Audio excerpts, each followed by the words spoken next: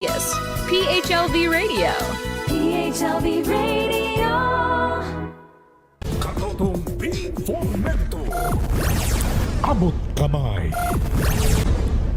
Alas 6:10 na po ng gabi, hapon dito sa Las Vegas, Nevada.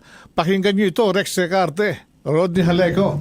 Ito na ipangako ko sa ating mga kababayan na noong nakaraang linggo ay aking unti-unting isishare at ipapakita sa inyo ang hinggil sa natuklasan namin ni Mrs. na matatawag nating Miracle Mineral Water. Noong mga nakaraang linggo, inyong narinig ang ilang mga testimonya ng mga sumubok nito.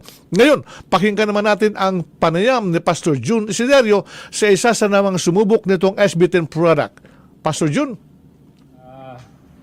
Yes.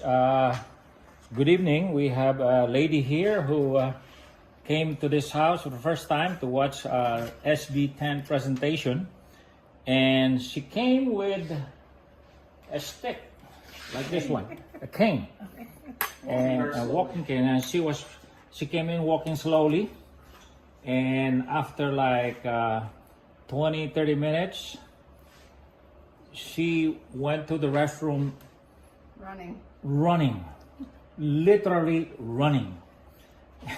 And she was amazed, just like all of us. So from 125, I want to get it to 50. yeah, 50 now. Like that. She was walking like that.